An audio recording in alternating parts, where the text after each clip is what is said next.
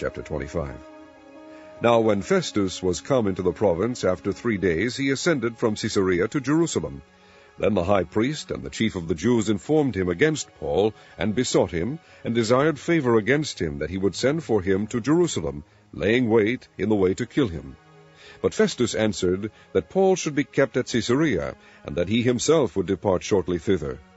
Let them therefore, said he, which among you are able, go down with me, and accuse this man, if there be any wickedness in him.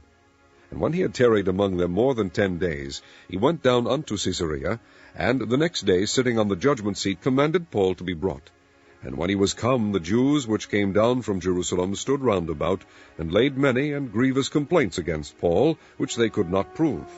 While he answered for himself, Neither against the law of the Jews, neither against the temple, nor yet against Caesar have I offended anything at all. But Festus, willing to do the Jews a pleasure, answered Paul, and said, Wilt thou go up to Jerusalem, and there be judged of these things before me? Then said Paul, I stand at Caesar's judgment seat, where I ought to be judged. To the Jews have I done no wrong, as thou very well knowest. For if I be an offender, or have committed anything worthy of death, I refuse not to die. But if there be none of these things whereof these accuse me, no man may deliver me unto them. I appeal unto Caesar.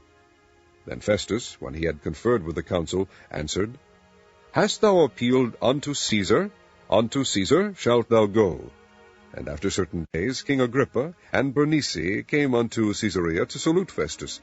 And when they had been there many days, Festus declared Paul's cause unto the king, saying, There is a certain man left in bonds by Felix, about whom, when I was at Jerusalem, the chief priest and the elders of the Jews informed me, desiring to have judgment against him.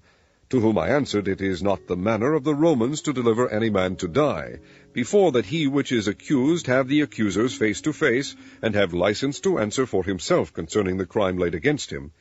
Therefore, when they were come hither, without any delay on the morrow, I sat on the judgment seat, and commanded the man to be brought forth.